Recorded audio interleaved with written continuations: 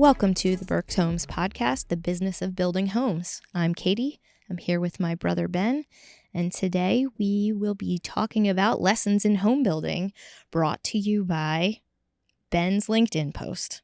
You know, I liked your LinkedIn post earlier today. That was cool. About the rebranding. Oh, yeah. I was going to take it a little too far and go back to the OG and give it through the years. So I only just let it go and just did the last 25 years instead of the last 50. That's funny. It was good. So, yeah, we're going to talk about my LinkedIn post, as LinkedIn's so good at reminding you of all the milestones in your life. Mm-hmm. And it said I was at Berks Homes for 6 years, which is only half true, but that would be accurate. On this version of the payroll for 6 years. So I think I've told my story here, but yeah, I was running a remodeling company for a decade. I was still in the building, but wasn't part of the company. And I came back in August of 2019. And so it's been 6 years. And I wrote a post about 6 things I've learned. 6 lessons or principles of life you've learned in business. So I just thought I loved all of these, and I want to talk a little more about what you meant about each one instead of just, the allure of the mystery on the post. Well, I think home building, and we use baseball a lot in our Internally, analogies. yeah. So internally, we have a little bit of a baseball theme. And so I would say home building is a lot like baseball in that you are the best baseball players, the best hitters are still not getting a hit 7 out of 10 times. So a 300 average is you're only getting hit 3 out of 10 times. So it's just, you're just less bad. The good ones are less bad, right? What a bar to set. Yeah. But it's, you would say they're a really good hitter. Right. Yeah. You wouldn't say they're a less bad hitter than everybody else. They're a really good hitter. They're just better than everybody else. Yeah. Which is less bad. So, my number one thing is you're going to be wrong sometimes badly. And I think it's because it's twofold, right? The building industry is so nuanced and there's so many variables that are often out of your control. Yeah. Right? Weather, municipalities, delays, government stuff, acts of God, right? All these things. So you can't control a good portion of it. Right. Sometimes when you make decisions, you need some of those variables to slide your way. Right. Yeah, exactly. And if none of them do, you could be way off. Right? And the real estate market, as everybody knows, is very cyclical, and it's not very obvious which way you're going. Right. This year's a great example, right? In July, we were very nervous about our sales through the first couple weeks. June was not a great month. Yeah. It seemed, from a trajectory standpoint, like it was going down.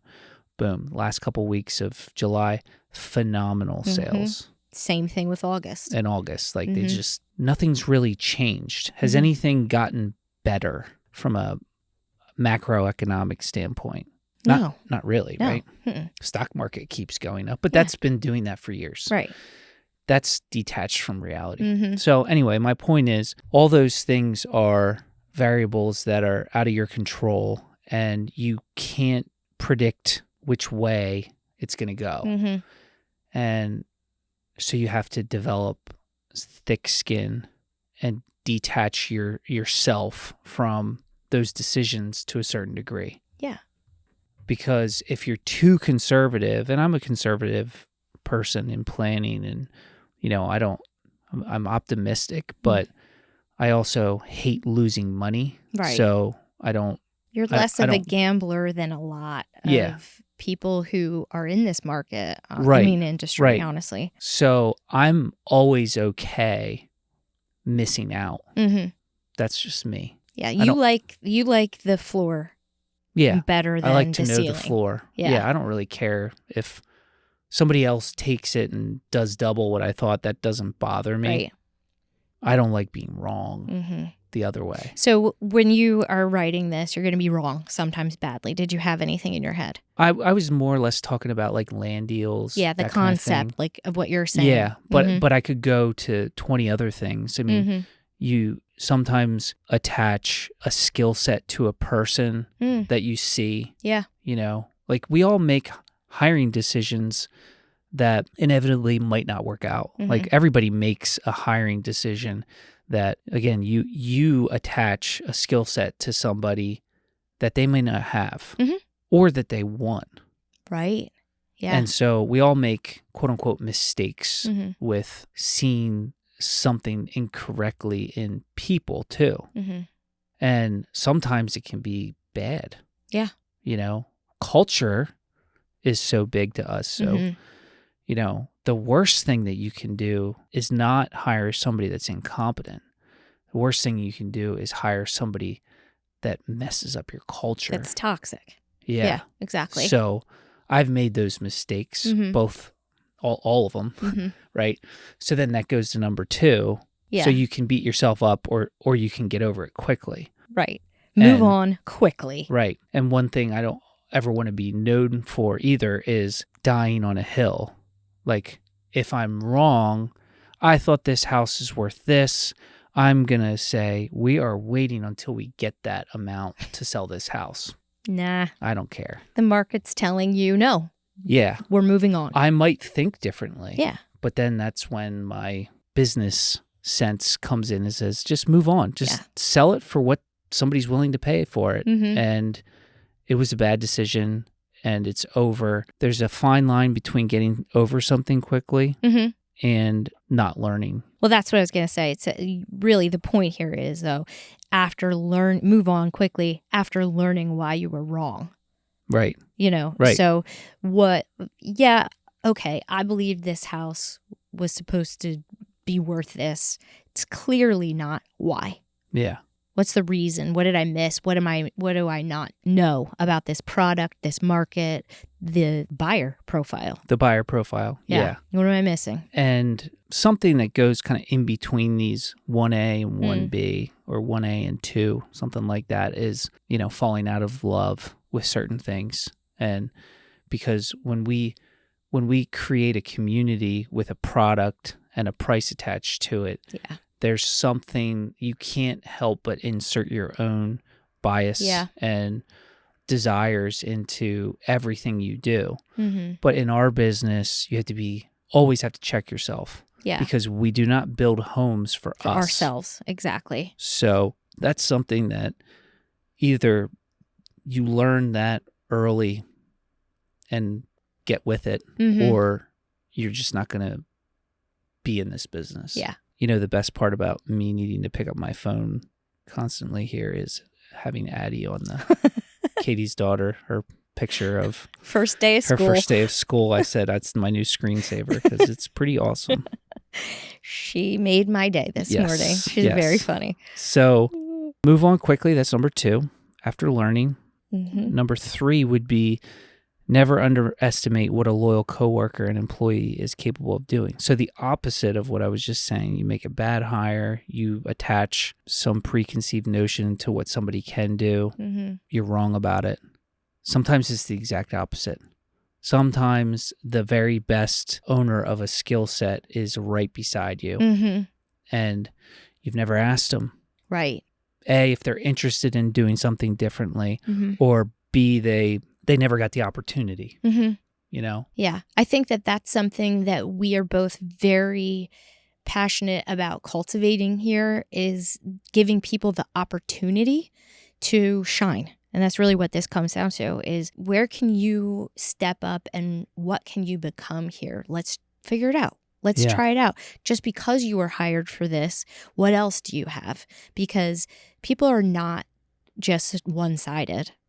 Everybody has multiple talents and strengths that they could bring to the table. And the key is just providing that moment where it's like, oh, you know, I think I could try that. I think I could do that. Yeah. and Right. and the value comes in with our culture and our leaders here saying, try it, do it. When you match the desire with the innate ability or the Mhm. skill set Mhm. that you've never tried Yeah. to combine those two, Mhm. that's when things get really magical. Mhm. And Exactly. we have a lot of examples. I would say that's something that rings in loud and true over the last year or so. Yeah. We've centralized our management internally. We've streamlined a lot of stuff. We took out different layers that were maybe unnecessary or unwieldy. Mhm. And by and large, most of our employees report all up to a few Yeah. instead of many. And it's worked really well. But the few that are leading Mhm. a ton of people, their leadership has been excellent. Yes, that's again, how we've been able to move forward while having so much change is Right. because of the people that we have Right. here. And the trust that just expand on when, again, I say loyal, Mhm. people that are really bought into what you're saying and what I'm saying, what those people can do are, it's mind blowing. Mhm. The next thing, the number 4, is there's nothing in business that's more important than your values and principles. Never sacrifice the long term for short term success. I mean, that's just kind of like one of our, 101 philosophies. That's why we talk about it so much. Right. Yeah. I mean, it's really a baseline for how we make decisions. Yeah. It's why you make decisions on the house that's not selling, Mhm. because we're never going, that's a short-term win if you hold it for 30 more days and get something close to the number that you thought. Mhm. What hurts you long-term? Right. We're losing a little bit of equity with our sales team that's maybe telling us it's priced too high. Mhm. You're losing steam with marketing, all those things. Yeah. That's just a microcosm of many decisions that we try to make on a daily basis that are all focused on, the long term. Do you have any other values or principles that aren't somehow tied to the guiding principles that we have? Not really. Yeah, I was trying to think. That's why we work so hard at those 4. And Right. they're hours. Because it covers everything that we believe We can in. always talk about, the stuff. And I think of sometimes when, listen, people argue, people get mad at each other. That's a normal human, environment when you're working with people. Yeah. And that's not like, it's not like we don't have that. Yeah. We have people that get frustrated with coworkers and all that. And I can think of instances that I'm trying to help a group of people get along a little better. Yeah. And typically, like, it boils down to this principle, which is like, something's going on here where somebody is not thinking of the long term. Yeah. They're pushing their emotion and desire for this thing to happen. Their ego's getting in the way, or their idea. Or fear, insecurity, something like that. But right. It all goes back to, like, hey, take a back seat for a second. What's the worst that can happen? Right? Like, you're not getting pressure from me. Right. We're assuming on a daily basis that we all come to work and we want to execute at a high level with a sense of urgency that's appropriate to our work, driving for results. You mean driven? Yes. The end. But that's an assumption. Yeah, exactly. So if there's a failure to succeed in the moment, I'm not questioning your desire. Right. Yeah, you don't have to prove that. Yeah. Yeah. There's a track record already. Right. We hire driven people. Yeah. So when you look at, how does that detach from, like, winning long term? That's where it can get a little sideways. Yeah. I just can't think of any instance where I had the ability to look back on a decision I made that went wrong, maybe. And it wasn't a little out of line with maybe our principles or something. Mm-hmm. Doesn't, the results are all the same. Yeah. Like it's very consistent. Yeah. Why did that go wrong? Mm-hmm. And that kind of is like number 5 too. Yeah. Authenticity is. Okay, so tell me what you mean. Authenticity. That's being true to yourself.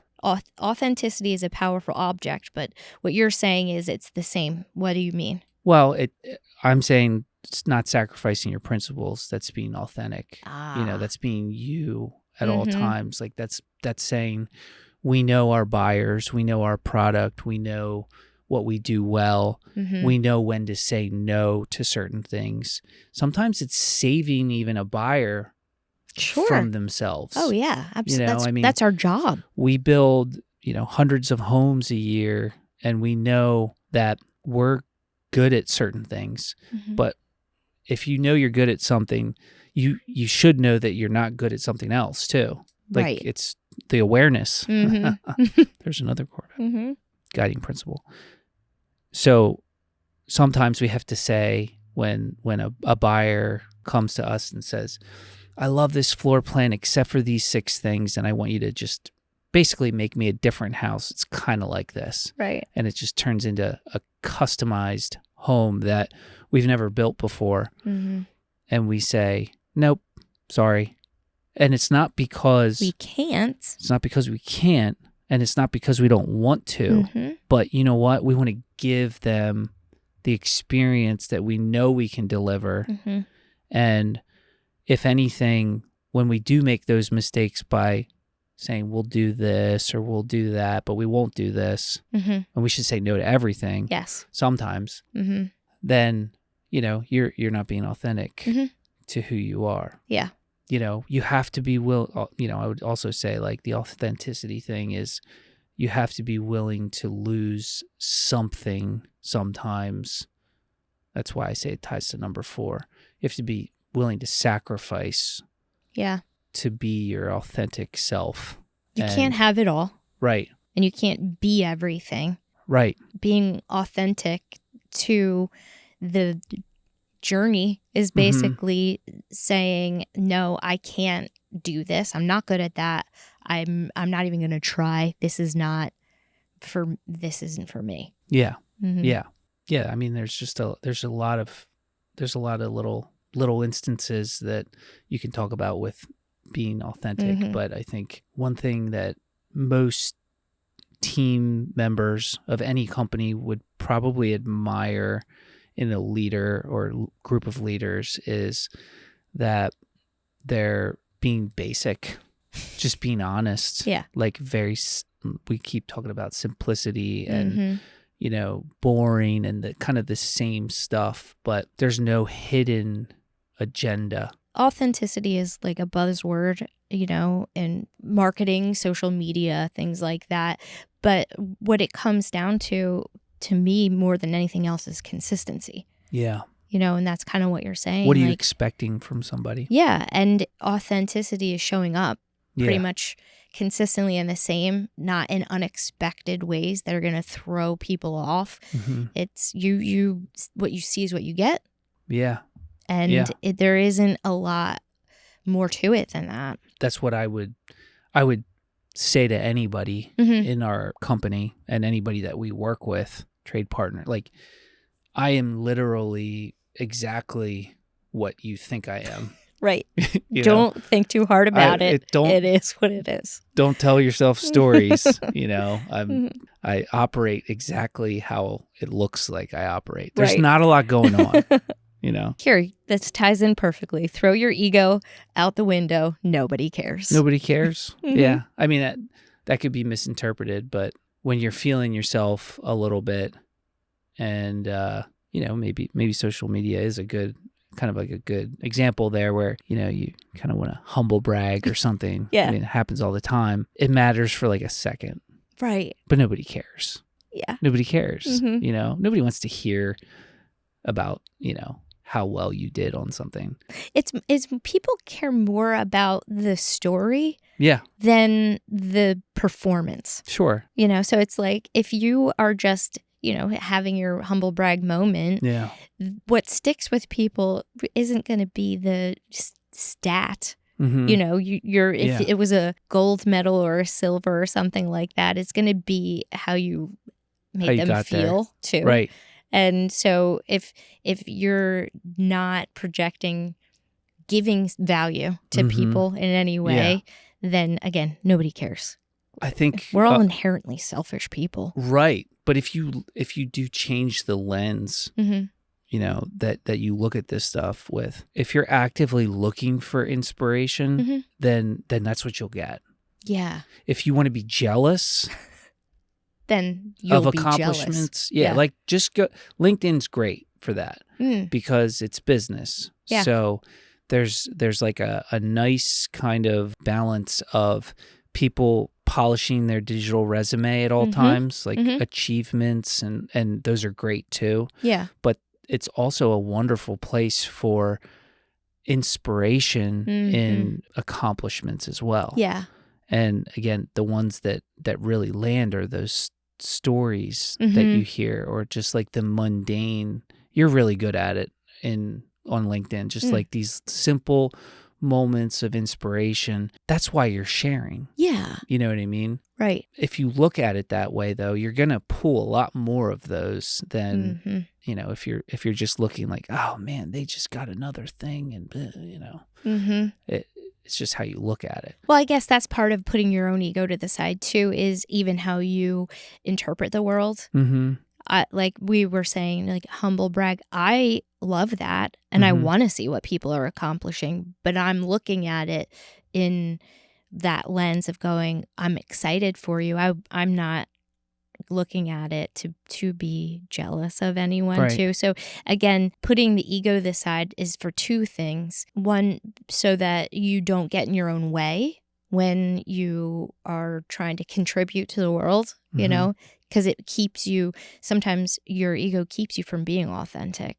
So you take that out of the way, and then you can honestly give value to other people. But then for your own mindset, for yourself, you know, that you can have a good day without being upset about the accomplishments of others, you can just enjoy your life too. Just enjoy. Both ways. Just watch for those moments of inspiration and be happy for people. Yeah. You know, I think the other thing that I meant when I said that, throwing your ego out the window, was from a leadership perspective. Yeah. You know what I mean? Yeah. Like there's an element of suck it up, buttercup, that you need to have in your first world problems. Right. You're not going to get a cookie every time you do anything. Yeah. As a leader though, like you're signing up for the ability to put the spotlight on others when things go well. Yeah. So giving others credit when things go well, and then taking the heat when it doesn't. Exactly. You'll be reminded whether you want to or not, Yeah. whether it's top of mind or not. You're going to be reminded that that's what you signed up for. And so if you need accolades as a leader, and that's something that you crave, it's going to be really hard for you to build loyalty and also get through hard times. Because if you need the wins, then you probably don't like bearing the brunt of the losses. Right. Yeah, you're going to have to dig deep for motivation if that's your source. Right. You know. And remember, these are lessons that I've learned. This isn't this is not, you know, because Ben was fully baked as a human being when I started. This means I've tripped over every single one of these things. Right. Yeah. So, which is cool because, and I say 6 years, acting like I just started my career 6 years ago, but so that this is my whole life. But what's really cool is, you know, in 6 years from now, I'll have a different list that I'm still learning now.